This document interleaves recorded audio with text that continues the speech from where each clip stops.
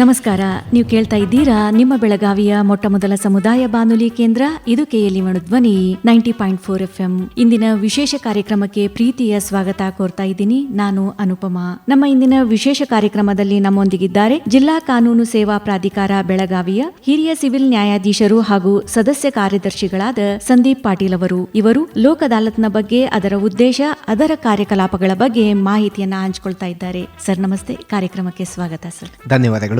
Sir, ಮೊಟ್ಟ ಮೊದಲಿಗೆ ಒಂದು ಕರ್ನಾಟಕ ರಾಜ್ಯ ಕಾನೂನು ಸೇವೆಗಳ ಪ್ರಾಧಿಕಾರ, ಅದರ ಬಗ್ಗೆ ತಿಳಿಸ್ಕೊಡಿ ಸರ್.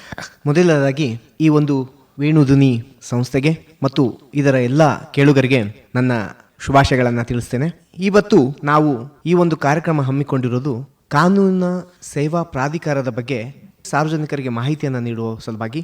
ಮೊದಲಿಗೆ ನಾನು ಇಲ್ಲಿ ತಿಳಿಪಡಿಸಲು ಇಚ್ಛಿಸುವುದೇನೆಂದರೆ, 1987ರಲ್ಲಿ ಲೀಗಲ್ ಸರ್ವಿಸಸ್ ಆಕ್ಟ್ ಅಂತ ಒಂದು ಕಾಯ್ದೆಯನ್ನು ತರಲಾಯಿತು. ಅದರಡಿಯಲ್ಲಿ ಈ ಕಾನೂನು ಸೇವಾ ಪ್ರಾಧಿಕಾರಗಳನ್ನು ಜಾರಿಗೊಳಿಸಲಾಯಿತು. ಕಾನೂನು ಸೇವಾ ಪ್ರಾಧಿಕಾರ ಎದಕ್ಕೆ ಬೇಕು ಎಂಬ ವಿಚಾರ ಬಂದರೆ, ಮೊದಲನೇದಾಗಿ ನಾನು ಈ ವಿಚಾರನ ಹೇಳೋ ಮೊದಲು ಈ ಕಾನೂನು ಸೇವಾ ಪ್ರಾಧಿಕಾರ ಯಾವ ಹಂತಗಳಲ್ಲಿ ಕೆಲಸ ಮಾಡುತ್ತೆ ಅನ್ನೋದನ್ನು ನಾನು ಹೇಳಲಿಕ್ಕೆ ಇಷ್ಟಪಡ್ತೀನಿ. ಮೊದಲನೇದಾಗಿ ರಾಷ್ಟ್ರೀಯ ಕಾನೂನು ಸೇವಾ ಪ್ರಾಧಿಕಾರ ಅಂತ ಇರುತ್ತೆ. ರಾಷ್ಟ್ರೀಯ ಕಾನೂನು ಸೇವಾ ಪ್ರಾಧಿಕಾರದಲ್ಲಿ ಗೌರವಾನ್ವಿತ ಸರ್ವೋಚ್ಚ ನ್ಯಾಯಾಲಯದ ನ್ಯಾಯಮೂರ್ತಿಗಳು ಅದರಲ್ಲಿ ಅಧ್ಯಕ್ಷರಾಗಿರ್ತಾರೆ. ಅದೇ ರೀತಿ ರಾಜ್ಯ ಕಾನೂನು ಸೇವಾ ಪ್ರಾಧಿಕಾರ ಅಂತ ಇರುತ್ತೆ. ಅದರಲ್ಲಿ ಸಹ ಗೌರವಾನ್ವಿತ ಕರ್ನಾಟಕ ಉಚ್ಚ ನ್ಯಾಯಾಲಯದ ನ್ಯಾಯಾಧೀಶರು ಅಧ್ಯಕ್ಷರಾಗಿರ್ತಾರೆ. ಅದೇ ರೀತಿ ಇನ್ನು ಜಿಲ್ಲಾ ಕಾನೂನು ಸೇವಾ ಪ್ರಾಧಿಕಾರ ಅಂತ ಇರುತ್ತೆ, ಪ್ರತಿಯೊಂದು ಜಿಲ್ಲೆಯಲ್ಲಿ ಇರುತ್ತೆ. ಆ ಜಿಲ್ಲಾ ಕಾನೂನು ಸೇವಾ ಪ್ರಾಧಿಕಾರದ ಮುಖ್ಯ ಅಧ್ಯಕ್ಷರಾಗಿ ಸಂಬಂಧಪಟ್ಟ ಜಿಲ್ಲೆಯ ಗೌರವಾನ್ವಿತ ಪ್ರಧಾನ ಜಿಲ್ಲಾ ಮತ್ತು ಸತ್ರ ನ್ಯಾಯಾಧೀಶರು ಅಧ್ಯಕ್ಷರಾಗಿರ್ತಾರೆ. ಹಾಗೆ ಕಾನೂನು ಸೇವಾ ಸಮಿತಿ ಅಂತ ತಾಲೂಕುಗಳಲ್ಲೂ ಸಹ ಕೆಲಸ ಮಾಡುತ್ತವೆ. ಅಲ್ಲಿ ಹಿರಿಯ ಸಿವಿಲ್ ನ್ಯಾಯಾಧೀಶರು ಸದರಿ ಒಂದು ಸಮಿತಿಯ ಅಧ್ಯಕ್ಷರಾಗಿ ಕೆಲಸ ಮಾಡ್ತಾ ಇರ್ತಾರೆ. ಯಾಕೆ ಈ ವಿಂಗಡಣೆ ಅಂತಂದಾದ್ರೆ, ನಮ್ಮ ಕಾನೂನು ಸೇವಾ ಪ್ರಾಧಿಕಾರದ ಮೂಲ ಉದ್ದೇಶ ಮತ್ತು ಧ್ಯೇಯ ಅಂದ್ರೆ ನ್ಯಾಯ ಎಲ್ಲರಿಗಾಗಿ. ಅಂದ್ರೆ ಕಟ್ಟ ಕಡೆಯ ವ್ಯಕ್ತಿಗೂ ಸಹ ನ್ಯಾಯ ಸಿಗಬೇಕು, ಯಾವುದೋ ಒಂದು ಅವರ ಆರ್ಥಿಕವಾಗಿ ಹಿಂದುಳಿದಿದ್ದಾರೆ ಅನ್ನೋ ಒಂದು ಕಾರಣದಿಂದ ಅವರು ನ್ಯಾಯದಿಂದ ವಂಚಿತರಾಗಬಾರ್ದು, ಅವರ ಹಕ್ಕುಗಳನ್ನ ಕಳೆದುಕೊಳ್ಬಾರ್ದು ಅನ್ನೋ ಒಂದು ಉದ್ದೇಶದಿಂದ ಈ ಒಂದು ಕಾನೂನು ಸೇವಾ ಪ್ರಾಧಿಕಾರ ಅನ್ನೋದು ಜಾರಿಗೆ ತರಲಾಯಿತು. ಇದರಲ್ಲಿ ಮುಖ್ಯ ಉದ್ದೇಶ ಉಚಿತ ಕಾನೂನು ಅರಿವು ಮತ್ತು ನೆರವನ್ನ ನೀಡುವಂತಹ ಒಂದು ಉದ್ದೇಶ. ಅಂದ್ರೆ ಏನು ಅಂತ ನೀವು ಕೇಳ್ಬೋದು ನನ್ನನ್ನ. ಉಚಿತ ಕಾನೂನಿನ ಅರಿವು ಅಂತಂತಂದ್ರೆ, ಈಗ ಯಾವುದೇ ಒಬ್ಬ ವ್ಯಕ್ತಿಗೆ, ಈಗ ಹಳ್ಳಿಯಲ್ಲಿರ್ತಕ್ಕಂಥ ಒಬ್ಬ ವ್ಯಕ್ತಿಗೆ ಸಾಮಾನ್ಯ ಕಾನೂನು ಜ್ಞಾನ ಎಲ್ಲರಿಗೂ ಇರಲೇಬೇಕನ್ನೋದು ಒಂದು ನಿಯಮ. ನನಗೆ ಕಾನೂನು ಗೊತ್ತಿಲ್ಲ ಹಂಗಾಗಿ ತಪ್ಪು ಮಾಡಿದೆ ಅಂತಂತಂದ್ರೆ ಆ ವ್ಯಕ್ತಿ ತಪ್ಪಿಸ್ಕೊಳ್ಳಿಕ್ಕೆ ಆಗೋದಿಲ್ಲ. ಆ ಕಾರಣ ಪ್ರತಿಯೊಬ್ಬರಿಗೂ ಸಹ ಆ ನೆಲದ ಕಾನೂನು ಏನು ಅಂತ ತಿಳಿದುಕೊಂಡಿರ್ಬೇಕು ಅನ್ನೋದು ನಿಯಮ. ಆ ರೀತಿ ಎಷ್ಟೋ ಜನರಿಗೆ ಪಾಪ ಕೆಲವು ಜನಕ್ಕೆ ಗೊತ್ತಿರೋದಿಲ್ಲ. ಅಂತಹ ತಿಳುವಳಿಕೆ ಇಲ್ಲದಂತಹ, ಅಂದ್ರೆ ಕಾನೂನು ಜ್ಞಾನ ಇಲ್ಲದೆ ಇಂಥ ವ್ಯಕ್ತಿಗೆ ಯಾವುದೇ ರೀತಿಯ ಅವರಿಗೆ ಶುಲ್ಕವನ್ನು ತೆಗೆದುಕೊಳ್ಳದೆ ಉಚಿತವಾಗಿ ಕಾನೂನು ಅರಿವನ್ನ, ಅಂದ್ರೆ ನುರಿತ ವಕೀಲರು ಇರ್ತಾರೆ ನಮ್ಮಲ್ಲಿ, ಪ್ಯಾನಲ್ ಅಡ್ವೊಕೇಟ್ಸ್ ಅಂತ ಇರ್ತಾರೆ, ಡಿಫೆನ್ಸ್ ಕೌನ್ಸಿಲ್ಸ್ ಅಂತ ಇರ್ತಾರೆ. ಆ ಒಂದು ವಕೀಲರ ಮೂಲಕ ಉಚಿತವಾಗಿ ಅವ್ರ ಕಡೆಯಿಂದ ಯಾವುದೇ ರೀತಿ ಹಣವನ್ನು ತೆಗೆದುಕೊಳ್ಳದೆ ಅವ್ರಿಗೆ ಒಂದು ಕಾನೂನ ಅರಿವನ್ನ ನೀಡಿಸೋದು.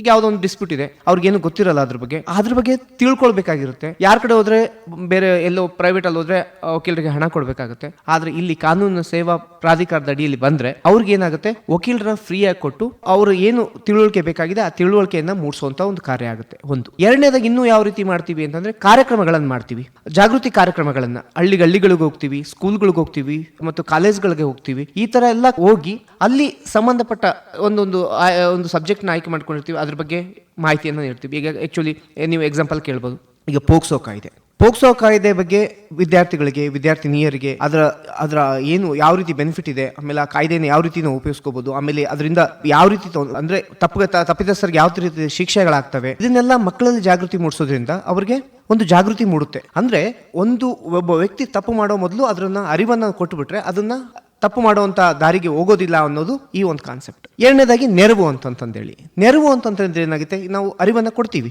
ಎಲ್ಲ ಕಾನೂನು ಹಿಂಗಿದೆ, ನೀವು ಈ ತರ ಮಾಡ್ಬೇಕು, ಈ ತರ ಅಂತಂದೆಲ್ಲ ಹೇಳ್ಕೊಡ್ತೀವಿ. ಆದ್ರೆ ಏನ್ ಮಾಡುತ್ತೆ, ಒಬ್ಬೊಬ್ಬರಿಗೆ ಪಾಪ ಬಡವರು ಇರ್ತಾರೆ, ಅವ್ರಿಗೆ ಕಷ್ಟ ಇರುತ್ತೆ, ಅವ್ರಿಗೆ ಕೋರ್ಟ್ ಫೀ ಕಟ್ಟೋಕೆ ಅವಕಾಶ ಇರೋದಿಲ್ಲ, ಆಮೇಲೆ ವಕೀಲರ ಫೀಸ್ ಅನ್ನು ಕೊಡುವಂತ ಅವಕಾಶ ಇರೋದಿಲ್ಲ. ತುಂಬಾ ಬಡವರು ಇರ್ತಾರೆ, ನನಗೆ ಆಗಲ್ಲಪ್ಪ, ನಾನು ಇಂಥದ್ನೆಲ್ಲ ಹೋಗಿ ನಾನು ಕೋರ್ಟ್ ಫೀ ಕಟ್ಟಿ ನಾನು ಇದ್ ಮಾಡಕ್ ಆಗೋದಿಲ್ಲ ಅನ್ನೋ ಪರಿಸ್ಥಿತಿ ಇತ್ತು ಅಂತಂದ್ರೆ, ಅಂತ ವ್ಯಕ್ತಿ ನಮ್ಮ ಕಾನೂನು ಸೇವಾ ಪ್ರಾಧಿಕಾರದ ಒಂದು ಕದವನ್ನ ತಟ್ಟಿದ್ರೆ ನಾವು ಅವರಿಗೆ ಅವರ ಪರಿಸ್ಥಿತಿಯನ್ನ ನೋಡಿ ಉಚಿತವಾಗಿ ಅವರ ಪರಿಸ್ಥಿತಿ ಅನುಗುಣವಾಗಿ ಅವ್ರಿಗೆ ಅಂದ್ರೆ ಪರಿಸ್ಥಿತಿ ಅನುಗುಣವಾಗಿ ಅಂತಲ್ಲ, ಅವರ ಪರಿಸ್ಥಿತಿಯನ್ನು ಪರಿಗಣಿಸಿ ಅವ್ರಿಗೆ ಒಬ್ಬ ನುರಿತ ವಕೀಲರನ್ನ ಅವರ ಪ್ರಕರಣವನ್ನ ದಾಖಲಿಸಿ ಅದನ್ನ ನಡೆಸುವಂತಹ ಪ್ರಕ್ರಿಯೆಯನ್ನು ಮಾಡಿಸಿ ಪ್ರಕರಣದ ನಡವಳಿಕೆಯನ್ನು ಮಾಡಿಸಿ ತೀರ್ಪು ಆಗುವವರೆಗೂ ಸಹ ಅವರು ಉಚಿತವಾಗಿ ಒಬ್ಬ ವಕೀಲರನ್ನು ನೇಮಕ ಮಾಡಿಕೊಡ್ತೀವಿ. ಈ ರೀತಿ ಅರಿವು ಮತ್ತು ನೆರವು ತಮ್ಗೆ ಅರ್ಥ ಆಗಿರ್ಬೇಕೀಗ ಯಾವ ರೀತಿ ಅರಿವನ್ನು ಮೂಡಿಸ್ತೀವಿ ಮತ್ತು ನೆರವನ್ನು ಮಾಡ್ತೀವಿ ಅಂತಂದೇಳಿ. ಈ ರೀತಿ ಒಂದು ಮುಖ್ಯ ಉದ್ದೇಶ ಒಂದು ಕಾನೂನು ಸೇವಾ ಪ್ರಾಧಿಕಾರದ ಉದ್ದೇಶ ಆಗಿದೆ. ಸರ್, ಇನ್ನು ಇವಾಗ ಲೋಕ್ ಅದಾಲತ್ ಅಂದ್ರೇನು, ಇದನ್ನ ಯಾವ ಒಂದು ಉದ್ದೇಶಕ್ಕಾಗಿ ಸ್ಥಾಪನೆ ಮಾಡಲಾಯಿತು ಅಂತ ಪ್ರಾರಂಭ ಮಾಡಲಾಯಿತು? Thank you. ಇದು ತುಂಬಾ ಅತಿ ಅವಶ್ಯಕ ಮತ್ತು ಇಂಪಾರ್ಟೆಂಟ್ ಕ್ವಶನ್ ಕೇಳಿದಿರಿ.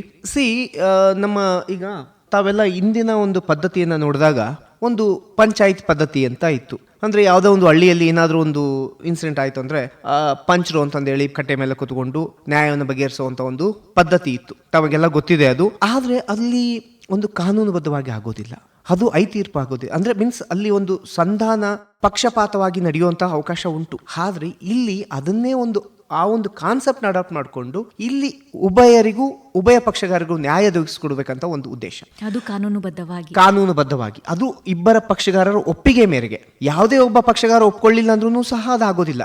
ಇಬ್ರು ಒಪ್ಕೊಂಡ್ರೆ ಮಾತ್ರ ಅದನ್ನ ನಾವು ರಾಜಿ ಸಂಧಾನ ಮಾಡಿಸ್ತೀವಿ. ಅಂದ್ರೆ ಯಾವ ಒಪ್ಕೊಳ್ಳಿಲ್ಲ ಅಂದ್ರೆ ಮತ್ತೆ ಇನ್ನೇನಕ್ಕೆ ಬೇಕು ಅಂತ ನೀವು ಕೇಳ್ಬೋದು. ಇಲ್ಲಿ ಅವರನ್ನ ಮನವೊಲಿಸುವಂತ ಪ್ರಯತ್ನ, ಅಂದ್ರೆ ಈ ರೀತಿ ಇದೆ, ನೀವು ಈ ತರ ಮಾಡ್ಕೊಳ್ಳಿ, ಅದ್ರ ಬೆನಿಫಿಟ್ಸ್ ಏನು ಅನ್ನೋದನ್ನೆಲ್ಲ ಅವ್ರಿಗೆ ಎಕ್ಸ್ಪ್ಲೈನ್ ಮಾಡ್ತೀವಿ. ಇದ್ರ ಜೊತೆ ಇನ್ನೊಂದು ಏನಾಗಿದೆ ನಿಮಗೆ ನಾನು ತಿಳಿಸ್ಬೇಕಾಗಿದ್ದು, ಲೋಕದಾಲತ್ ಅನ್ನೋದು ಒಂದು ಪಾರ್ಟ್ ಆದ್ರೆ ಪರ್ಯಾಯ ಒಂದು ನ್ಯಾಯದಾನದ ವ್ಯವಸ್ಥೆ, ಈಗ ನೀವು ಅರ್ಥ ಮಾಡ್ಕೊಳ್ಬೇಕು ಇದನ್ನ. ಪರ್ಯಾಯ ನ್ಯಾಯದಾನದ ವ್ಯವಸ್ಥೆ ಅಂತಂದ್ರೆ, ಈಗ ಒಂದು ನ್ಯಾಯಾಲಯದಲ್ಲಿ ಒಂದು ಪ್ರಕರಣ ದಾಖಲಾಗಿದೆ, ಉಭಯ ಪಕ್ಷಗಾರರು ಫೈಟ್ ಮಾಡ್ತಾರೆ, ಒಂದು ತೀರ್ಪಾಗುತ್ತೆ. ಅಲ್ಲಿ ಎಷ್ಟು ಜನಕ್ಕೆ ನ್ಯಾಯ ಸಿಗುತ್ತೆ ಅಂದ್ರೆ ಮೀನ್ಸ್ ಒಬ್ಬರ ಪರವಾಗಿ ತೀರ್ಪು ಬರುತ್ತೆ, ಇನ್ನೊಬ್ಬ ಪರವಾಗಿ ಬರೋದಿಲ್ಲ. ಒಬ್ಬರು ಮಾತ್ರ ಅಲ್ಲಿ ಸಮಾಧಾನ ಆಗ್ತಾನೆ, ಇನ್ನೊಬ್ಬ ವ್ಯಕ್ತಿ ಸಮಾಧಾನ ಪಟ್ಕೊಳ್ಳೋದಿಲ್ಲ, ಬೇಜಾರಾಗ್ತಾನೆ. ಆದ್ರೆ ಇದು ಅದಲ್ಲ. ಪರ್ಯಾಯ ನ್ಯಾಯ ವಿಧಾನ ಅಂತಂದ್ರೆ ಉಭಯ ಪಕ್ಷಗಾರರು ಖುಷಿಯಿಂದ ಹೋಗ್ತಾರೆ, ಉಭಯ ಪಕ್ಷಗಾರರು ನ್ಯಾಯವನ್ನು ಅಂದ್ರೆ ತಮಗೆ ಬೇಕಾದಂತ ಒಂದು ನ್ಯಾಯವನ್ನು ತೆಗೆದುಕೊಂಡು ಹೋಗ್ತಾರೆ, ನೆಮ್ಮದಿಯನ್ನ ತೆಗೆದುಕೊಂಡು ಹೋಗ್ತಾರೆ. ಇದು ಅದ್ರ ಜೊತೆ ನಾವು ಈಗ ಭಾರತೀಯ ದಿವಾಣಿ ಸಂಹಿತೆ ಅಂತ ಇದೆ, CPC ಅಂತ ಕರಿತೀವಿ, ಸಿವಿಲ್ ಪ್ರೊಸೀಜರ್ ಕೋಡ್. ಅದ್ರಲ್ಲಿ ಸೆಕ್ಷನ್ಸ್ 89 ಅಂತ ಒಂದಿದೆ. ಅಲ್ಲಿ ಪರ್ಯಾಯ ನ್ಯಾಯ ವಿಧಾನಗಳು ಇದಾವೆ. ಲೋಕದಾಲತ್ ಅಷ್ಟೇ ಅಲ್ಲ, ಅದ್ರ ಜೊತೆ ಮೀಡಿಯೇಷನ್ ಅಂತ ಬರುತ್ತೆ, ಮಧ್ಯಸ್ಥಿಕೆ, ಆಮೇಲೆ ಕನ್ಸಿಲೇಷನ್ ಅಂತ ಬರುತ್ತೆ, ಜೊತೆಗೆ ಲೋಕದಾಲತ್ ಅನ್ನೋದು ಬರುತ್ತೆ. ಅಂದ್ರೆ ಏನು, ಮೀಡಿಯೇಟರ್ ಅಲ್ಲಿ ಕೂಡ ಮೀಡಿಯೇಷನ್ ಸೆಂಟರ್ ಅಂತ ನಾವು ಕೇಳಿರ್ಬೋದು. ಯಾವುದೇ ಪಕ್ಷಗಾರರನ್ನ ಮೀಡಿಯೇಷನ್ ತಂದು ಅಲ್ಲಿ ಒಬ್ಬ ನುರಿತ ಮೀಡಿಯೇಟರ್ ಇರ್ತಾರೆ, ಅಂದ್ರೆ ವಕೀಲರು ಇರ್ತಾರೆ, ಸೀನಿಯರ್ ಮೋಸ್ಟ್ ವಕೀಲರು ಇರ್ತಾರೆ. ಅವ್ರನ್ನ ಕುಂದಿಸ್ಬಿಟ್ಟು ಅವ್ರದೇ ಆದಂತ ಒಂದು ಪ್ರೊಸೀಜರ್ ಇದೆ ಮೀಡಿಯೇಷನ್, ಅದನ್ನು ಮಾಡ್ತಾರೆ. ಅದೇ ರೀತಿ ಲೋಕದಾಲತ್ ಸಹ ನಾವೇನ್ ಮಾಡ್ತೀವಿ, ಇಲ್ಲಿ ನ್ಯಾಯಾಧೀಶರೇ ಕುತ್ಕೊಂಡಿರ್ತಾರೆ, ಒಬ್ಬ ಅಡ್ವೊಕೇಟ್ ನಾನ್ ಜುಡಿಷಿಯಲ್ ಕನ್ಸಿಲೇಟರ್ ಇರ್ತಾರೆ, ಉಭಯ ಪಕ್ಷಗಾರರು ಬರ್ತಾರೆ, ಕುಂದಿರಿಸಿ ನಾವು ಅವ್ರಿಗೆ ಕನ್ಸಿಲೇಷನ್ ಮಾಡ್ತೀವಿ. ಈ ತರ ಇದೆ ಮಾಡ್ಕೊಳ್ಳಿ, ಈ ತರ. ಈಗ ಎಷ್ಟೋ ಕೇಸ್ಗಳಲ್ಲಿ ಚೆಕ್ ಬೌನ್ಸ್ ಕೇಸ್ ಅಂತ ಎಕ್ಸಾಂಪಲ್ ತಗೊಳ್ಳೋಣ. ಅಲ್ಲಿ ಚೆಕ್ ಬೌನ್ಸ್ ಕೇಸಲ್ಲಿ ಬಂದಿರ್ತಾರೆ, ಅವರು ಒಂದು ಇಷ್ಟು ಅಮೌಂಟ್ ನಮ್ಗೆ ಕೊಡಬೇಕು ಅಂತಂದೇಳಿ ಕೇಸ್ ಹಾಕಿರ್ತಾರೆ. ಇವರು ಇಲ್ಲ, ನಾ ಅಷ್ಟು ಕೊಡೋದಿಲ್ಲ, ನಾನು ಇಷ್ಟು ಕೊಡೋದಿದೆ, ಸ್ವಲ್ಪ ಕೊಡೋದಿದೆ, ಆದ್ರೆ ಅವ್ರು ಚೆಕ್ ಜಾಸ್ತಿ ಹಾಕಿದ್ದಾರೆ ಅಂತ ಅವ್ರು ಹೇಳ್ತಿರ್ತಾರೆ. ಇಲ್ಲ, ಅವ್ರು ಏನಂತಾರೆ, ಇಲ್ಲ ನಾ ಇಷ್ಟು ಕೊಟ್ಟಿದ್ದೆ, ಅದಕ್ಕೆ ಇಂಟ್ರೆಸ್ಟ್ ಎಲ್ಲ ಎಷ್ಟಾಗಿದೆ, ಇಷ್ಟೆಲ್ಲ ಒಪ್ಕೊಂಡಿದ್ದಾರೆ, ಇಷ್ಟು ಅಮೌಂಟ್ ಕೊಡಲೇಬೇಕು ಅಂತ ಹಾಕೊಂಡಿರ್ತಾರೆ. ಅಲ್ಲಿ ಕುಂದಿರಿಸ್ತೀವಿ, ಕೂಡಿಸಿ, ನೋಡಪ್ಪ ಈ ತರ ಇದೆ, ಮಾಡ್ಕೊಳ್ಳಿ. ಈಗ ಪ್ರಕರಣ ನಡ್ಸ್ಕೊಂಡು ಹೋಗೋದ್ರಿಂದ ಹಣ ವ್ಯರ್ಥ, ಸಮಯ ವ್ಯರ್ಥ, ನೆಮ್ಮದಿ ವ್ಯರ್ಥ. ಈಗ ಪ್ರಕರಣ ನಡೆಸ್ತಾ ಇತ್ತು ಅಂತಂದ್ರೆ, ಒಂದು ಕ್ರಿಮಿನಲ್ ಕೇಸ್ ನಡೆಸ್ತಾ ಇತ್ತು ಅಂತಂದ್ರೆ ಅವನು ನೆಮ್ಮದಿ ಇರಕ್ಕೆ ಸಾಧ್ಯ ಇಲ್ಲ. ಒಂದು ಸಿವಿಲ್ ರಾಜ್ಯ ನಡೆಸ್ತಾ ಇತ್ತು ಅಂತಂದ್ರೆ, ಒಂದು ಈಗ ಅಣ್ಣ ತಂಗಿ, ಅಕ್ಕ ತಮ್ಮ ಕೇಸ್ಗಳು, ಅಣ್ಣ ತಮ್ಮಂದ್ರು ಕೇಸ್ಗಳು ಹಾಕೊಂತಾರೆ, ಪಾರ್ಟಿಷನ್ ಸೂಟ್ಗಳು, ವಿಭಾಗಕ್ಕಾಗಿ ಒಂದು ಆಸ್ತಿ ವಿಭಾಗಕ್ಕಾಗಿ ಒಂದು ಕೇಸನ್ನು ಹಾಕೊಂತಾರೆ. ಅಲ್ಲಿ ಆ ತೀರ್ಪು ಆಗೋವರೆಗೂ ಕಾಯಬೇಕು ಅಂದ್ರೆ ಅವರು it will take its own ಇದಲ್ಲ. ಯಾಕಂದ್ರೆ ಅದಕ್ಕೆ ಟೈಮ್ ತೆಗೆದುಕೊಳ್ಳುತ್ತೆ. ಅದಕ್ಕೆ ಸಾಕ್ಷಿ ವಿಚಾರಣೆಗಳಾಗಬೇಕು, ಉಭಯ ಪಕ್ಷಗಳು ವಿಚಾರಣೆ ಆಗಬೇಕು, ಉಭಯ ಪಕ್ಷಗಳು ವಿಚಾರಣೆ ಆದ್ಮೇಲೆ ಅದ್ರ ಮೇಲೆ ಆರ್ಗ್ಯುಮೆಂಟ್ಸ್ ಕೇಳಬೇಕು. ಅದರದೇ ಆದಂತ ಒಂದು ಪ್ರೊಸೀಜರ್ ಇದೆ ನ್ಯಾಯಾಲಯದಲ್ಲಿ. ಒಂದೇ ಸಲ ನಾವು ತೀರ್ಪನ್ನು ಕೊಡ್ತೀವಿ ಅನ್ನೋಕ್ಕಾಗೋದಿಲ್ಲ. ಅಲ್ಲಿ ಸಾಕ್ಷಿ ವಿಚಾರಣೆ ಆಗಲೇಬೇಕು, ಆರ್ಗ್ಯುಮೆಂಟ್ಸ್ ಕೇಳಲೇಬೇಕು, ಅದ್ರ ನಡುವೆ ಕೆಲವೊಂದು ದಾಖಲೆಗಳನ್ನ ಹಾಜರುಪಡಿಸೋದಿರ್ತೈತೆ, ಆ ಡಾಕ್ಯುಮೆಂಟ್ಸ್ನೆಲ್ಲ ಕನ್ಸಿಡರ್ ಮಾಡಬೇಕಾಗ್ತದೆ. It will take its own course. ಆದ್ರೆ ಇಲ್ಲಿ ಹಂಗಲ್ಲ. ಅದೇ ಪಕ್ಷಗಾರರು ಬಂದು ಕುತ್ಕೊಂಡಾಗ, ಲೋಕದಾಲತ್ನಲ್ಲಿ ಕುತ್ಕೊಂಡಾಗ ಅವರ ಮನವೊಲಿಸುವಂತ ಪ್ರಯತ್ನ ನಡೆಯುತ್ತೆ. ನಿಮ್ಮ ಅಣ್ಣ ಇದ್ದಾನೆ, ನಿಮ್ಮ ತಮ್ಮ ಇದ್ದಾನೆ, ಸಂಬಂಧಗಳನ್ನ ಡೆವಲಪ್ಮೆಂಟ್ ಮಾಡ್ತೀವಿ. ಒಬ್ಬೊಬ್ಬ ಪಕ್ಷಗಾರರು ಅಲ್ಲಿ ವಿರೋಧಿಗಳಾಗ್ತಾರೆ, ಇಲ್ಲಿ ಸಂಬಂಧವನ್ನ ಬೆಳೆಸ್ಕೊಂಡು ಹೋಗ್ತಾರೆ. ಅಂತಹ ಒಂದು ಪ್ರಮೇಯ, ಇಲ್ಲಿ ಒಂದು ಪರಿಸ್ಥಿತಿ ನಮ್ಮ ಲೋಕದಾಲತ್ನಲ್ಲಿರುತ್ತೆ. ಲೋಕದಾಲತ್ ತುಂಬಾ ಅತಿ ಅವಶ್ಯಕವಾದಂತಹ ಒಂದು ವಿಧಾನ, ನ್ಯಾಯದಾನದ ವಿಧಾನ. ಅದನ್ನ ಪ್ರತಿ 3 ತಿಂಗಳಿಗೊಮ್ಮೆ, ನಮ್ಮ ವರ್ಷಕ್ಕೆ 4 ಬಾರಿ ಅಂತ ಇಟ್ಕೊಂಡಿರ್ತೀವಿ. ಈಗ ನೆಕ್ಸ್ಟ್ ಲೋಕದಾಲತ್ ಬಂದು 13/9/2025 ಈ ವರ್ಷದ 3ನೇ ಲೋಕದಾಲತ್ ಇದೆ. ಸರ್, ಇನ್ನು ಈ ಲೋಕದಾಲತ್ ಯಾವ ಒಂದು ಕಾನೂನಿನ ಅಡಿಯಲ್ಲಿ ಸ್ಥಾಪನೆ ಆಯಿತು, ಮತ್ತೆ ಇದನ್ನ ಒಂದು ಆಯೋಜಿಸುವಂತಹ ಹಕ್ಕು ಯಾರಿಗೆ ಇರುತ್ತೆ ಅಂತ? ಈಗಾಗಲೇ ತಮಗೆ ಹೇಳ್ದಂಗೆ ಲೀಗಲ್ ಸರ್ವಿಸ್ ಅಥಾರಿಟಿ ಆಕ್ಟ್ಸ್ ಅಂತ ಏನಿದೆ, ನಮ್ಮ ಕಾನೂನು ಸೇವಾ ಪ್ರಾಧಿಕಾರದ ಅಡಿಯಲ್ಲಿ ಈ ಲೋಕ ಅದಾಲತ್ ಅನ್ನೋದನ್ನ ಹಮ್ಮಿಕೊಳ್ತೀವಿ. ಇದನ್ನ ರಾಷ್ಟ್ರೀಯ ಕಾನೂನು ಸೇವಾ ಪ್ರಾಧಿಕಾರದಿಂದ ರಾಷ್ಟ್ರೀಯ ಲೋಕ ಅದಾಲತ್ ಅನ್ನೋದನ್ನ ಒಂದು ನಿರ್ಧಾರ ಮಾಡ್ತಾರೆ. ದಿನಾಂಕನೂ ಸಹ ರಾಷ್ಟ್ರೀಯ ಕಾನೂನು ಸೇವಾ ಪ್ರಾಧಿಕಾರ ನಿಗದಿಪಡಿಸಿರ್ತಾರೆ. ಅಲ್ಲಿಂದನೇ ಪ್ರತಿ ದಿನ ಏನು ನಿಮ್ ನಿಗದಿಯಾಗಿರುತ್ತೆ, ಪೂರ್ತಿ ಭಾರತ ದೇಶ ತುಂಬಾ ಅವತ್ತಿನ ದಿವಸ ನ್ಯಾಷನಲ್ ಲೋಕ ಅದಾಲತ್ ನಡೆಯುತ್ತೆ. ಸರ್, ಇನ್ನು ಈ ಒಂದು ಲೋಕ ಅದಾಲತ್ನಲ್ಲಿ ಯಾವ ರೀತಿಯ ಪ್ರಕರಣಗಳನ್ನ ಒಂದು ಪರಿಗಣನೆಗೆ ತೆಗೆದುಕೊಳ್ಳಲಾಗುತ್ತೆ ಅಂತ? ಲೋಕ ಅದಾಲತ್ ಅಂತಂದಾಗ ಎಲ್ಲಾ ಪ್ರಕರಣಗಳನ್ನ ಇಲ್ಲಿ ನಾವು ತೆಗೆದುಕೊಳ್ಳಲಿಕ್ಕೆ ಆಗೋದಿಲ್ಲ. ಲೋಕ ಅದಾಲತ್ ಅಂದ್ರೆ ರಾಜಿ ಆಗಬಹುದಂತಹ ಪ್ರಕರಣಗಳನ್ನು ಮಾತ್ರ ನಾವು ಲೋಕ ಅದಾಲತ್ಗಳಲ್ಲಿ ತೆಗೆದುಕೊಳ್ತೀವಿ. ಅಂದ್ರೆ ಯಾವ್ಯಾವು ಅಂತ ನೀವು ಕ್ವಶನ್ ಕೇಳ್ಬೋದು. ಯಾವ್ಯಾವು ಅಂತಂತಂದ್ರೆ, ಈಗ ಕ್ರಿಮಿನಲ್ ಕೇಸ್ಗಳಲ್ಲಿ ಎಲ್ಲಾ ಕೇಸ್ಗಳನ್ನ ನಾವು ಲೋಕ ಅದಾಲತ್ ತೆಗೆದುಕೊಳ್ಳೋಕ್ಕಾಗಲ್ಲ. ಅಲ್ಲಿ ಕಾಂಪೌಂಡೇಬಲ್ ಅಂತ ಕೇಸಸ್ ಇದಾವೆ, ಅಂದ್ರೆ ರಾಜಿ ಆಗಬಹುದಾದಂತಹ ಪ್ರಕರಣಗಳು. ಈಗ 323 IPC ಅಂತಿದೆ. ಅಂದ್ರೆ ಅಲ್ಲಿ ಸಣ್ಣ ಪುಟ್ಟ ಒಡೆದಾಟ ಆಡಿರ್ತಾರೆ, ಆದ್ರೆ ಅಲ್ಲಿ ಅದು ರಾಜಿ ಆಗ್ಬೋದು ಅಂತ ಪ್ರಕರಣ. ನಾನು ಈಗ ತಮ್ಗೆಲ್ಲ ಗೊತ್ತಿರಬೇಕು, ಅಕ್ಕಪಕ್ಕದ ಮನೆಯವರು ಯಾವುದೋ ಒಂದು ಸಣ್ಣ ವಿಚಾರಕ್ಕೆ ಗಲಾಟೆ ಮಾಡ್ಕೊಂಡಿರ್ತಾರೆ. ಅವರನ್ನ ನಾವು ಇಲ್ಲ ನೀವು ತೀರ್ಪು ಅವ್ರು ರಾಜಿ ಮಾಡ್ಕೊಳಕ್ ಇಷ್ಟ ಇರ್ತಾರೆ, ಇಲ್ಲಪ್ಪ ಆಲ್ರೆಡಿ ಕೇಸ್ ಹಾಕ್ಬಿಟ್ಟಿದೆ, ನೀನು ಕೇಸೇ ನಡೆಸಬೇಕು ಅಂತಂದು ಹೇಳಕ್ ಆಗಲ್ಲ. ಯಾಕಂದ್ರೆ ಅವ್ರು ಅಲ್ಲಿ ಒಂದ್ಸಲ ಕೇಸ್ ನಡೆಸಕ್ ಸ್ಟಾರ್ಟ್ ಮಾಡಿದ್ರೆ ಅವರಲ್ಲಿ ಇನ್ನೂ ವೈರತ್ವ ಜಾಸ್ತಿ ಆಗುತ್ತೆ ಹೊರತಾಗಿ ಕಡಿಮೆ ಆಗೋದಿಲ್ಲ. ನಮ್ಮ ನ್ಯಾಯದಾನದ ಮುಖ್ಯ ಉದ್ದೇಶ ಇನ್ನೊಬ್ಬ ವ್ಯಕ್ತಿಗೆ ಪನಿಷ್ಮೆಂಟ್ ಕೊಡಬೇಕು ಅನ್ನೋದಲ್ಲ. ನಮ್ಮ ನ್ಯಾಯದಾನದ ಮುಖ್ಯ ಉದ್ದೇಶ ಇನ್ನೊಬ್ಬ ವ್ಯಕ್ತಿಗೆ ಪನಿಷ್ಮೆಂಟ್ ಕೊಡಬೇಕು ಅನ್ನೋದಲ್ಲ. ಆ ಪನಿಷ್ಮೆಂಟ್ ಯಾಕೆ ಕೊಡ್ತಾರ ಅಂದ್ರೆ ಸೊಸೈಟಿಯಲ್ಲಿ ಶಾಂತಿಯನ್ನ ನೆಲೆಸಬೇಕು ಅನ್ನೋದು ಮುಖ್ಯ ಉದ್ದೇಶ. ಒಬ್ಬ ವ್ಯಕ್ತಿಯ ರೈಟ್ ಅನ್ನ, ಹಕ್ಕನ್ನ ಕಾಪಾಡಬೇಕು ಅನ್ನೋದು ಮುಖ್ಯ ಉದ್ದೇಶ. ನಾವು ಅದನ್ನ ಬಗೆಹರಿಸ್ಕೊಳ್ತೀವಿ, ನಾವು ನಮ್ಮ ಸಂಬಂಧವನ್ನು ಡೆವಲಪ್ಮೆಂಟ್ ಮಾಡ್ಕೊಳ್ತೀವಿ ಅಂತಂದಾಗ ಅದರದೇ ಆದಂತ ಒಂದು ಕಾನೂನು ಚೌಕಟ್ಟಿನಲ್ಲಿ ಏನ್ ಕಾಂಪೌಂಡಬಲ್ ಅಫೆನ್ಸಸ್ ಅಂತ ಇರ್ತವೆ, ಅಂತಹ ಕಾಂಪೌಂಡಬಲ್ ಅಫೆನ್ಸಸ್ ಗಳಲ್ಲಿ ಅವ್ರು ರಾಜಿ ಮಾಡ್ಕೊಳ್ಳಿಕ್ಕೆ ಅವಕಾಶ ಮಾಡ್ಕೊಡ್ತೀವಿ. ಈಗ ಚೆಕ್ ಬೌನ್ಸ್ ಕೇಸ್ ಆಗಿರುತ್ತೆ, ಮನಿ ರಿಕವರಿ ಸೂಟ್ಸ್ ಇರ್ತವೆ. ಅಂತಹ ಪ್ರಕರಣಗಳಲ್ಲಿ ಏನಾಗ್ತದೆ, ಹಣ ಕೊಟ್ಟಿರ್ತಾನೆ, ಹಣ ತೆಗೆದುಕೊಂಡಿರ್ತಾನೆ, ಅವ್ರವ್ರ ನಡುವೆ ಸಮಥಿಂಗ್ ಸ್ವಲ್ಪ ಜಾಸ್ತಿ ಕಡಿಮೆ ಅಂತಂದೇಳಿ ಹೆಚ್ಚು ಕಡಿಮೆ ಅಂತ ಆಗಿರ್ತದೆ. ಆದ್ರೆ ಅವರಿಬ್ರು ಇಲ್ಲ ನಾವಿಬ್ರು ಇಷ್ಟು ಅಮೌಂಟ್ ಒಪ್ಕೊಂಡು ನಾವು ಮಾಡ್ಕೊಳ್ತೀವಿ, ನಾವು ವಾಪಸ್ ಕೇಸ್ ತೆಗೆದುಕೊಳ್ತೀವಿ ಅಂತಂದಾಗ ಇಲ್ಲ ನೀವು ಕೇಸ್ ನಡೆಸಲೇಬೇಕು ಅಂತಂದು ಹೇಳೋದು ತಪ್ಪಾಗುತ್ತೆ. ಅವ್ರ ರಿಲೀಫ್ ಇಂಪಾರ್ಟೆಂಟ್, ಅವ್ರಿಗೆ ನೆಮ್ಮದಿ ಇಂಪಾರ್ಟೆಂಟ್. ಅವಾಗ ಏನ್ ಮಾಡ್ತೀವಿ, ಅಂತಹ ಚೆಕ್ ಬೌನ್ಸ್ ಕೇಸ್ಗಳಲ್ಲಿ ಅವ್ರಿಗೆ ರಾಜಿ ಮಾಡ್ಕೊಳ್ಳಿಕ್ಕೆ ಅವಕಾಶ ಮಾಡ್ಕೊಡ್ತೀವಿ. ಅವರಲ್ಲಿ ಮನಸ್ತಾಪಗಳಿದ್ರೂ ಸಹ ಅವನ್ನ ಬಗೆಹರಿಸುವಂತ ಒಂದು ಪ್ರಯತ್ನವನ್ನ ನಾವು ಮಾಡ್ತೀವಿ. ಅದೇ ರೀತಿ ಈಗ ಸಿವಿಲ್ ವ್ಯಾಜ್ಯಗಳಲ್ಲಿ ಒಂದು ಆಸ್ತಿಗೋಸ್ಕರ ಒಂದು ಕೇಸನ್ನು ಹಾಕೊಂಡಿರ್ತಾರೆ. ಅದು ಇಂಜಂಕ್ಷನ್ ಸೂಟ್ ಆಗಿರ್ಬೋದು, ಅಥವಾ ಪಾರ್ಟಿಷನ್ ಸೂಟ್ ಆಗಿರ್ಬೋದು, ಅಥವಾ ಡಿಕ್ಲರೇಷನ್ ಸೂಟ್ ಆಗಿರ್ಬೋದು. ಯಾವುದೇ ಪ್ರಕರಣಗಳಾಗಿತ್ತು ಅಂದ್ರೆ ಸಿವಿಲ್ ಆಸ್ತಿಗೆ ಸಂಬಂಧಪಟ್ಟ ವಿಚಾರಗಳಿದ್ವು ಅಂದ್ರೆ ಅಂತಹ ಪ್ರಕರಣಗಳಲ್ಲಿ ಅವರಿಲ್ಲ ನಾವು ರಾಜಿ ಮಾಡ್ಕೊಂಡು ಬಗೆಹರಿಸ್ಕೊಳ್ತೀವಿ, ನಾವು ನಮ್ಮ ಆಸ್ತಿಗಳನ್ನ ನಾವು ತೆಗೆದುಕೊಳ್ತೀವಿ, ನಮ್ಮ ಭಾಗಗಳನ್ನ ತೆಗೆದುಕೊಳ್ತೀವಿ ಅಂತಂದಾಗ ಬಂದಾಗ, ಅಥವಾ ನಾವು ಅವ್ರನ್ನ ಕುಂದಿಸಿ ಮಾತಾಡ್ಕೊಂಡಾಗ ಅವ್ರಿಗೆ ಒಪ್ಕೊಂಡಾಗ ಈ ತರ ವಿಚಾರಗಳ ಪ್ರಕರಣಗಳನ್ನು ಸಹ ನಾವು ಬಗೆಹರಿಸ್ತೀವಿ. ಇನ್ನು ಲ್ಯಾಂಡ್ ಅಕ್ವಿಸಿಷನ್ ಕೇಸಸ್ ಈಗ ಅಕ್ವೈರ್ ಆಗಿರ್ತದೆ, ಒಬ್ಬ ರೈತರ ಆಸ್ತಿ ಒಂದು ಅಕ್ವೈರ್ ಆಗಿರ್ತದೆ, ಯಾವುದೋ ಒಂದು ರೋಡ್ಗೆ ಅಕ್ವೈರ್ ಆಗಿರ್ತದೆ, ಅಥವಾ ಇನ್ನೊಂದಕ್ಕೆ ಯಾವುದಕ್ಕೂ ಅಕ್ವೈರ್ ಆಗಿರ್ತದೆ, ಪರಿಹಾರ ಬರಬೇಕಾಗಿರ್ತದೆ. ಅದೇ ರೀತಿ MVC cases, motor vehicle accident cases. ಅಲ್ಲಿ ಮೋಟರ್ ವೆಹಿಕಲ್ ಆಕ್ಸಿಡೆಂಟ್ ಆಗಿ ಅವ್ರು ಯಾರೊಬ್ರದ್ದು ಕಾಲು ಕೈ ಏನು ತೊಂದರೆ ಆಗಿರುತ್ತೆ, ಅಥವಾ ಅವ್ರ ಮನೆಯಲ್ಲಿ ಯಾರೊಬ್ರು ಮರಣವಾಗಿರುತ್ತೆ, ಅಂತ ಸಮಯದಲ್ಲಿ ಅವ್ರಿಗೆ ಪರಿಹಾರ ಬರಬೇಕಾಗಿರ್ತದೆ. ಅವಾಗೇನ್ ಮಾಡ್ತೀವಿ, ಸಂಬಂಧಪಟ್ಟ ಇಲಾಖೆಗಳ ಜೊತೆ, ಆಮೇಲೆ ಸಂಬಂಧಪಟ್ಟ ಇನ್ಶೂರೆನ್ಸ್ ಕಂಪ್ನಿಗಳ ಜೊತೆ ಮಾತಾಡಿ ಅವ್ರಿಗೆ ಇಷ್ಟು ಪರಿಹಾರ ಕೊಡಿ ಅಂತಂದೇಳಿ ಅವ್ರು ಕೇಳೋದು. ಇವ್ರ ನಡುವೆ ಇವರು ಒಂದು ಅಮೌಂಟ್ ಕೊಡ್ತೀನಿ ಅಂತ ಹೇಳ್ತಿರ್ತಾರೆ, ಅವ್ರು ಇನ್ನೊಂದು ಅಮೌಂಟ್ ಕೊಡ್ತೀನಿ ಅಂತ ಅವ್ರ ನಂಬರ್ನ ಕುಂದಿಸಿ ತಗೊಳ್ಳಿ, ಈ ತರ ಮಾಡಿ ಅಂತಂದೇಳಿ ಒಂದು ಸಜೆಷನ್ ಮಾಡ್ತೀವಿ, ಕನ್ಸಲೇಷನ್ ಮಾಡ್ತೀವಿ. ಅವ್ರಿಗೆ ಮನಮುಟ್ಟುವ ರೀತಿಯಲ್ಲಿ ಅವರು ಅಕಸ್ಮಾತ್ ಯಾವುದೇ ಪಕ್ಷಗಾರರು ಒಪ್ಪಲಿಲ್ಲ ಅಂದ್ರೆ ಯಾವುದೇ ಕಾರಣಕ್ಕೂ ಅದನ್ನ ನಾವು ಫೋರ್ಸ್ ಮಾಡೋದಿಲ್ಲ. ಇಲ್ಲಿ ಫೋರ್ಸ್ ಅನ್ನೋದು ಯಾವುದೇ ಕಾರಣಕ್ಕೂ ಇಲ್ಲ. ಇಬ್ಬರಿಗೂ ಸಮಾಧಾನ ಪಡಿಸುವಂತಹ ನ್ಯಾಯ. ನಾನು ನಿಮ್ಮ ಮೊದಲೇ ಹೇಳಿದೆ, ಇದನ್ನ ಇಬ್ಬರಿಗೂ ಸಮಾಧಾನ ಪಡಿಸುವಂತ ನ್ಯಾಯ. ಇಬ್ಬರಿಗೂ ಒಪ್ಪಿಗೆ ಆದ್ಮೇಲೆ ಅದನ್ನ ನಾವು ಇದು ಮಾಡಿ ಅಲ್ಲಿ ಒಂದು ಅವಾರ್ಡ್ ಆಗುತ್ತೆ. ಆ ಅವಾರ್ಡ್ ಪ್ರಕಾರ ಉಭಯ ಪಕ್ಷಗಾರರು ನಡ್ಕೊಳ್ಬೇಕಾಗುತ್ತೆ. ಅದೇ ರೀತಿ MVC ಕೇಸಸ್ ಆಯಿತು, ತಮಗೆ ಹೇಳಬೇಕು ಅಂತಂದ್ರೆ LIC ಆಯಿತು, MVC ಆಯಿತು, ಮೋಟರ್ ವೆಹಿಕಲ್ ಆಕ್ಸಿಡೆಂಟ್ ಕೇಸಸ್ ಆಯಿತು, ಜೊತೆಗೆ ಪ್ರಾಪರ್ಟಿ ಡಿಸ್ಪ್ಯೂಟ್ಸ್ ಆಯಿತು, ಚೆಕ್ ಬೌನ್ಸ್ ಕೇಸಸ್ ಆಯಿತು, ಕಾಂಪೌಂಡಬಲ್ ಕೇಸಸ್ ಆಯಿತು. ಆಮೇಲೆ ಈಗ ಎಲೆಕ್ಟ್ರಿಕ್ ಬೇರೆ ಪ್ರಕರಣಗಳು ಇನ್ನೂ ರಾಜಿ ಆಗ್ಬೋದು ಅಂತ ಪ್ರಕರಣಗಳು ಯಾವುದು ಅವನ್ನೆಲ್ಲವನ್ನು ಇದರಲ್ಲಿ ಸೇರಿಸ್ಕೊಳ್ತೀವಿ. ಇನ್ನೊಂದು ಇದು ವಿಚಾರ ಹೇಳಲೇಬೇಕು, ಕೌಟುಂಬಿಕ ವಿವಾದಗಳು ತುಂಬಾ ಇಂಪಾರ್ಟೆಂಟ್. ಇವತ್ತಿನ ದಿವಸಗಳನ್ನ ನೋಡ್ತಿದ್ವಿ. ಈಗ ಮೇಂಟೆನೆನ್ಸ್ ಹಾಕೊಂತಾರೆ, ಸೆಕ್ಷನ್ 125 CRPC ಅಡಿಯಲ್ಲಿ ಒಂದು ಮೇಂಟೆನೆನ್ಸ್ ಕೇಸ್ ಹಾಕ್ತಾರೆ. ಮೇಂಟೆನೆನ್ಸ್ ಹಾಕಿದಾಗ ಅಲ್ಲಿ ಅದನ್ನ ಗಂಡ ಹೆಂಡತಿಯವರು ನಾನು ಇಷ್ಟು ಕೊಡ್ತೀನಿ, ಗಂಡ ನಾನು ಇಷ್ಟು ಮೇಂಟೆನೆನ್ಸ್ ಕೊಡ್ತೀನಿ ಅಂತ ಒಪ್ಕೊಳೋದಾದ್ರೆ, ಹೆಂಡತಿ ನಾನು ಇಷ್ಟು ತಗೊಂತೀನಿ ಅಂತ ಒಪ್ಕೊಳೋದಾದ್ರೆ ಅದನ್ನ ಮಾಡ್ತೀವಿ. ಈಗ ಡೈವರ್ಸ್ ಪಿಟಿಷನ್ ಹಾಕಿರ್ತಾರೆ. ಡೈವರ್ಸ್ ಪಿಟಿಷನ್ ನ ಲೋಕ ಅದಾಲತ್ನಲ್ಲಿ ನಾವು ಮಾಡಲ್ಲ. ಡೈವರ್ಸ್ ಪಿಟಿಷನ್ ಬಂದ್ರೂ ಸಹ ಕನ್ಸಲೇಷನ್ ಯಾವ ತರ ಮಾಡ್ತೀವಿ, ಅವರಿಬ್ಬರನ್ನು ಕೂಡಿಸಿ ಕಳಿಸುವಂತ ಪ್ರಯತ್ನ ಮಾಡ್ತೀವಿ. ತಮಗೆ ಲಾಸ್ಟ್ ಟೈಮ್ ಗೊತ್ತಿರಬೇಕು, ನಮ್ಮಲ್ಲಿ ಮೊನ್ನೆ ಲಾಸ್ಟ್ ಲೋಕ ಅದಾಲತ್ ಆದಾಗ 24 ಜೋಡಿಗಳನ್ನ ಕೂಡಿಸಿ ಕಳಿಸಿದೀವಿ. ಅಂದ್ರೆ ಸುಮಾರು ವರ್ಷಗಳಿಂದ ಬೇರೆ ಆಗಿದ್ರು, ಡೈವರ್ಸ್ ಕೇಸ್ಗಳನ್ನ ಹಾಕೊಂಡಿದ್ರು ನಮ್ಮ ಕೋರ್ಟ್ಗಳಲ್ಲಿ. ನಮ್ಮ ಕೌಟುಂಬಿಕ ನ್ಯಾಯಾಲಯದ ನ್ಯಾಯಾಧೀಶರು ಮತ್ತು ನಮ್ಮ ಪ್ರಧಾನ ಜಿಲ್ಲಾ ನ್ಯಾಯಾಧೀಶರು ಇನ್ನೋಳಿ ಸಾಹೇಬರು ಎಲ್ಲ ಸೇರಿಸಿ ಆ ಒಂದು ಉಭಯ ಪಕ್ಷಗಾರರನ್ನ ಮನವೊಲಿಸಿ 24 ಪ್ರಕರಣಗಳಲ್ಲಿ ಗಂಡ ಹೆಂಡತಿಯನ್ನ ಜೋಡಿಸಿ ಮತ್ತೆ ಕಳಿಸುವಂತ ಪ್ರಯತ್ನ ಆಯಿತು. ಅದರಲ್ಲಿ ತಂದೆ ಮಗನನ್ನು, ಸುಮಾರು ವರ್ಷಗಳಿಂದ ಬೇರೆ ಇದ್ದ ತಂದೆ ಮಗನನ್ನು ಸಹ ಸೇರಿಸಿ ಕಳಿಸಿದ್ದಾಯ್ತು. ಅಂದ್ರೆ ಲೋಕ ಅದಾಲತ್ ಎಷ್ಟು ಪ್ರಮುಖವಾಗಿರ್ತದೆ ಅಂತಂದ್ರೆ ಒಂದು ಪ್ಲಾಟ್ಫಾರ್ಮ್. ಈಗ ಎಷ್ಟೋ ಜನ ಹಾಕೊಂಡ್ಬಿಟ್ಟಿರ್ತಾರೆ, ಕೇಸ್ ಹಾಕೊಂಡ್ಬಿಟ್ಟಿರ್ತಾರೆ, ಅವ್ರಿಗೆ ಈಗೋ ನಾನು ಯಾಕೆ ಹೋಗಿ ಮಾತಾಡಿಸ್ಲಿ ಅಂತಂದೇಳಿ ಒಂದು ಇಗೋ ಇರುತ್ತೆ. ಆದರೆ ಇದು ಆ ಪ್ಲಾಟ್ಫಾರ್ಮ್ನ ಕ್ರಿಯೇಟ್ ಮಾಡಿಕೊಡುತ್ತೆ. ಬಂದು ಕುತ್ಕೊಂಡು ಮಾತಾಡ್ರಪ್ಪ, ನಿಮ್ಗೆ ಏನು ಬೇಕು, ನಿಮ್ದು ಯಾವ ಥರ ಬೇಕು ಅನ್ನೋದೊಂದು ಮಧ್ಯಸ್ಥಿಕೆಯನ್ನು ಒಂದು ನ್ಯಾಯಾಲಯ ವಹಿಸಿ ಕನ್ಸಿಲೇಷನ್ ಮಾಡುತ್ತೆ. ಅವಾಗ ಅವರು ಪ್ಲಾಟ್ಫಾರ್ಮ್ ರೆಡಿ ಆಗುತ್ತೆ, ಅವ್ರ ಮನಸ್ಸು ಬಿಚ್ಚಿ ಮಾತಾಡ್ಕೊಂಡು ಬಗೆಹರಿಸ್ಕೊಳ್ತಾರೆ ಈ ಥರ. ಸರ್, ಈಗ ಈ ಒಂದು ಲೋಕ ಅದಾಲತ್ನಿಂದ ಏನು ತೀರ್ಪು ಸಿಗುತ್ತಲ್ವಾ, ಅದು ನ್ಯಾಯಾಲಯದ ತೀರ್ಪಿಗೆ ಸಮಾನವಾಗಿರುತ್ತಾ ಹೇಗೆ? ನಾವು ಈ ಒಂದು ಲೋಕದತ್ತಲ್ಲಿ ಆಗಿರ್ತಕ್ಕಂಥ ಹಾವರ್ಡು ಈಸ್ ಟೋಟಲ್ ಡಿಫ್ರೆಂಟ್ ಫ್ರಮ್ ತೀರ್ಪು. ಈಗಾಗಲೇ ನಿಮ್ಗೆ ನಾನು ಹೇಳಿದೆ, ತೀರ್ಪು ಅಂತಂತಂದ್ರೆ ಒನ್ ಸೈಡ್, ಅಂದರೆ ಒಬ್ಬರ ಪರವಾಗಿ ಆಗುತ್ತೆ, ಇಬ್ರಿಗೂ ತೀರ್ಪನ್ನು ಕೊಡೋಕ್ಕಾಗೋದಿಲ್ಲ. ಅದು ತೀರ್ಪು, ಅದು ಏನು ಸಾಕ್ಷ್ಯಾಧಾರಗಳಿರ್ತವೆ ಆ ಸಾಕ್ಷ್ಯಾಧಾರಗಳನ್ನು ಗಮನಿಸಿ ಕೋರ್ಟು ತೀರ್ಪನ್ನು ಕೊಡುತ್ತೆ. ಇದು ಆ ಥರ ಅಲ್ಲ, ಇದು ಲೋಕದತ್ತಾಗಿರೋದ್ರಿಂದ ಉಭಯ ಪಕ್ಷಗಾರರ ಒಪ್ಪಿಗೆ ಮೇಲೆ ಆಗಿರುವ ಕಾರಣ ಇದು ಅವಾರ್ಡ್ ಅಂತ ಕನ್ಸಿಡರ್ ಆಗುತ್ತೆ. ಈಗ ಎಕ್ಸಾಂಪಲ್, ಒಬ್ಬ ವ್ಯಕ್ತಿ ಚೆಕ್ ಬೌನ್ಸ್ ಕೇಸಲ್ಲಿ ಬರ್ತಾರೆ, ಇಬ್ಬರು ಪಕ್ಷಗಾರರು, ಆಯಿತು ನಾನು ಇಷ್ಟು ಕೊಡ್ತೀನಿ ಅಂತಂದು ಹೇಳ್ತಾರೆ. ಅದ್ರ ಪ್ರಕಾರ ಒಂದು ಅರ್ಜಿಯನ್ನು ಸಲ್ಲಿಸ್ತಾರೆ ಕೋರ್ಟ್ ಮುಂದೆ, ಲೋಕದತ್ ಮುಂದೆ. ಆ ಅರ್ಜಿ ಪ್ರಕಾರ ಒಂದು ಅವಾರ್ಡ್ ಆಗುತ್ತೆ.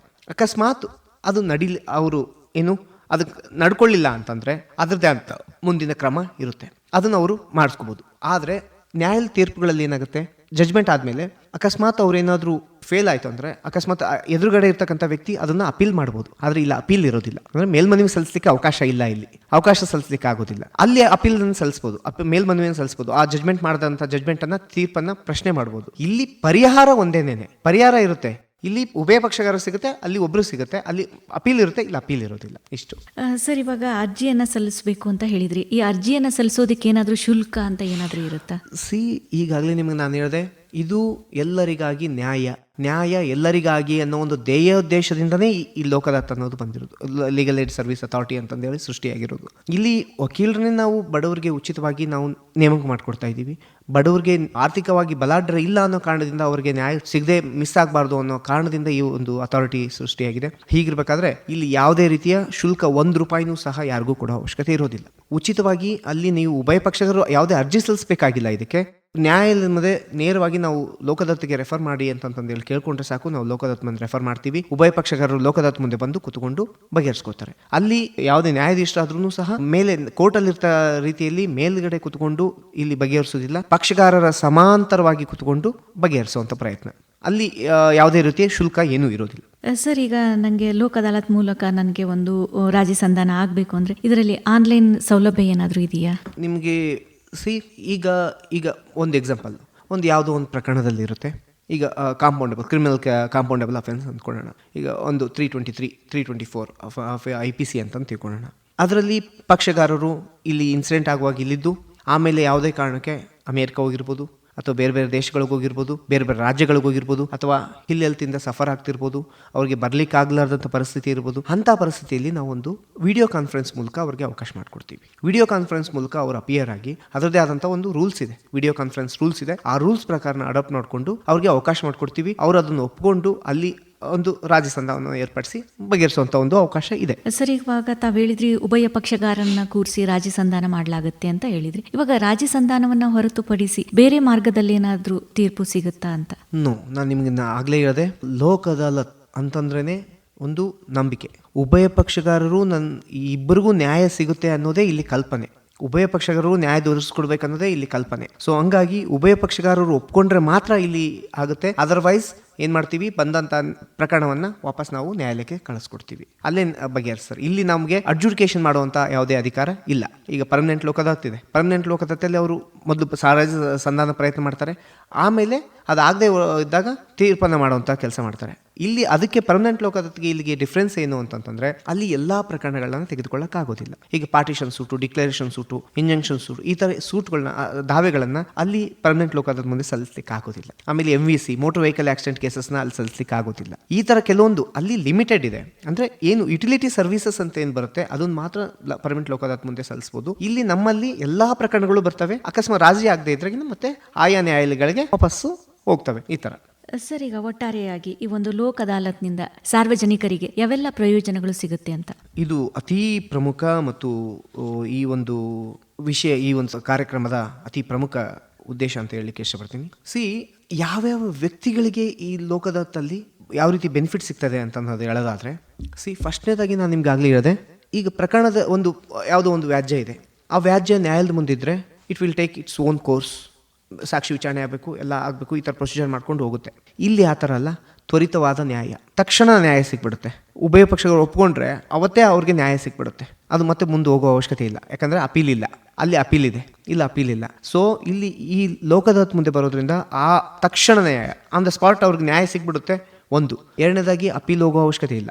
ಮೂರನೇದಾಗಿ ಈ ನ್ಯಾಯಾಲಯಕ್ಕೆ ಅಲ್ದಾಡುವಂತಹ ಅವಕಾಶ ಇಲ್ಲ. ಒಂದ್ಸಲ ಬಂದು ಅವ್ರು ಬಗೆಹರಿಸ್ಕೊಂಡು ಹೋಗ್ಬಿಟ್ರೆ ಮುಗೀತು. ಆಮೇಲೆ ಅವ್ರ ಅದು ಆ ಪ್ರಕರಣ ಅಲ್ಲಿಗೆ ವ್ಯಾಜ್ಯ ಕ್ಲೋಸ್ ಆಗುತ್ತೆ. ನಾಲ್ಕನೇದಾಗಿ ಸಮಯ ಉಳಿಯುತ್ತೆ. ಐದನೇದಾಗಿ ಹಣ ಉಳಿಯುತ್ತೆ. ಆರನೇದಾಗಿ ಎಲ್ಲದಕ್ಕಿಂತ ಹೆಚ್ಚಾಗಿ ನಾನು ಹೇಳಲಿಕ್ಕೆ ಇಷ್ಟಪಡೋದು, ಜನರಲ್ಲಿ ಕೇಳುಗರಿಗೆ ಹೇಳೋದು ಇಷ್ಟಪಡೋದೇನಂತಂದರೆ, ಇವತ್ತಿನ ದಿವಸ ನಮಗೆ ಏನಿದ್ರೂ ಕಡಿಮೆನೇ. ಇರುವ ಭಾಗ್ಯವನ್ನೆನ್ನುವುದು ಬಾರದೆಂಬುದನ್ನು ಬಿಡು ಎಂಬ ದೇಜಗೌರವರೊಂದು ನುಡಿ ಇದೆ. ಅದನ್ನು ಜೀವನದಲ್ಲಿ ಎಲ್ಲರೂ ಅಡಾಪ್ಟ್ ಮಾಡ್ಕೋಬೇಕು. ನಮಗೆ ಬೇಕಾಗಿದ್ದು ನಮಗದು ಅಂತಂದಿರೋದು ಯಾವತ್ತೂ ನಮಗೆ ಸಿಗುತ್ತೆ. ನಮಗೆ ಬಾರದೇ ಇರೋದನ್ನು ನಾವು ಆಸೆ ಪಡೋದ್ರಲ್ಲಿ ಅರ್ಥ ಇಲ್ಲ.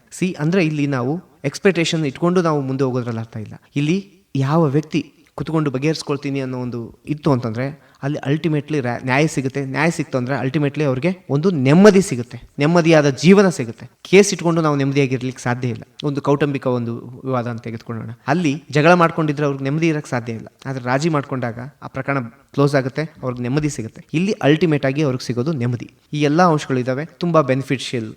ಐ ಥಿಂಕ್ ಲೋಕದಾತ ಅನ್ನೋದು ತುಂಬ ಇಂಪಾರ್ಟೆಂಟ್ ಆಗುತ್ತೆ. ಸರ್, ಈಗ ಜನಸಾಮಾನ್ಯರಿಗೆ ಸುಲಭವಾಗಿ, ವೇಗವಾಗಿ, ಕಡಿಮೆ ವೆಚ್ಚದಲ್ಲಿ ಒಂದು ನ್ಯಾಯ ಒದಗಿಸುವಂತಹ ಒಂದು ಮಹತ್ತರ ಉದ್ದೇಶದಿಂದ ಈ ಒಂದು ಲೋಕ ಅದಾಲತನ್ನ ಸ್ಥಾಪನೆ ಮಾಡಲಾಗಿದೆ. ಹಾಗಿದ್ರೆ ಇದರ ಒಂದು ಜಾಗೃತಿ ಜನರಲ್ಲಿ ಯಾವ ಮಟ್ಟದಲ್ಲಿದೆ ಅಂತ?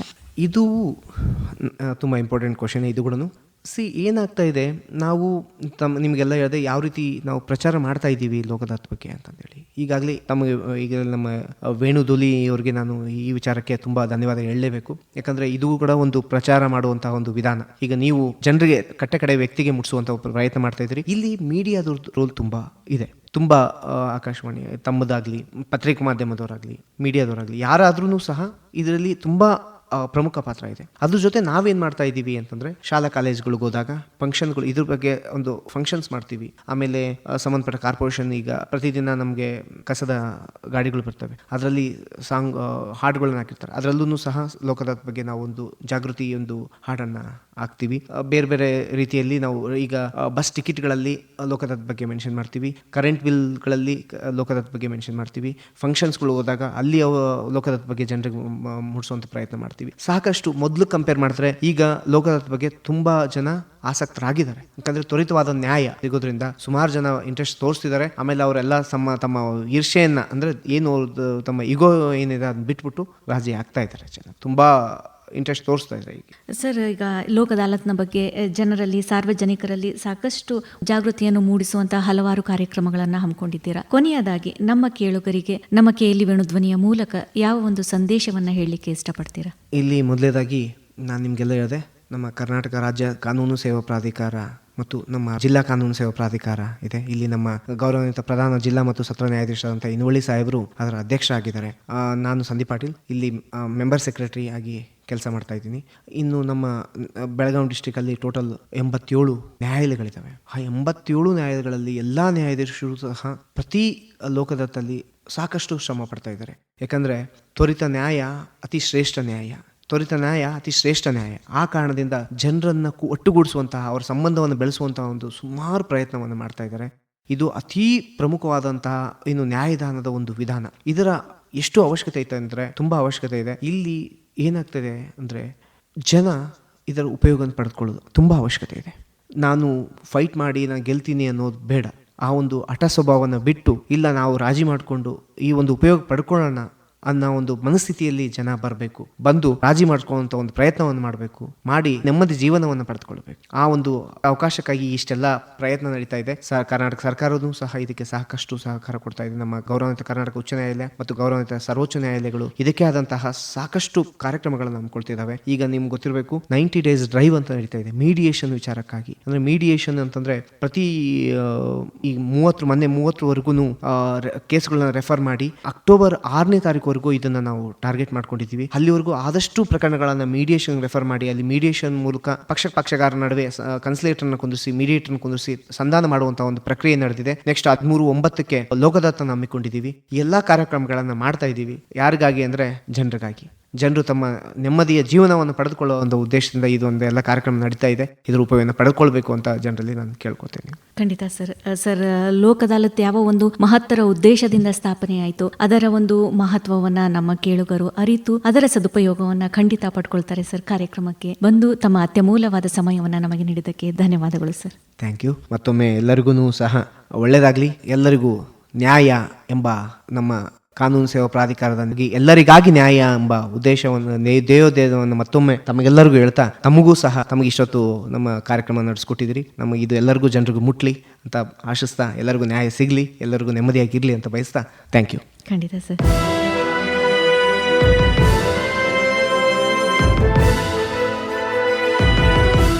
ಸ್ನೇಹಿತರೆ, ಇದಾಗಿತ್ತು ನಮ್ಮ ಇಂದಿನ ವಿಶೇಷ ಕಾರ್ಯಕ್ರಮದಲ್ಲಿ ನಮ್ಮೊಂದಿಗಿದ್ದಂತಹ ಅತಿಥಿಗಳು ಜಿಲ್ಲಾ ಕಾನೂನು ಸೇವಾ ಪ್ರಾಧಿಕಾರ ಬೆಳಗಾವಿಯ ಹಿರಿಯ ಸಿವಿಲ್ ನ್ಯಾಯಾಧೀಶರು ಹಾಗೂ ಸದಸ್ಯ ಕಾರ್ಯದರ್ಶಿಗಳಾದ ಸಂದೀಪ್ ಪಾಟೀಲ್ ಅವರು. ಹೀಗೆ ಕೇಳ್ತಾ ಇರಿ, ಇದು KLE ವೇಣು ಧ್ವನಿ 90.4 FM. ನಮಸ್ಕಾರ.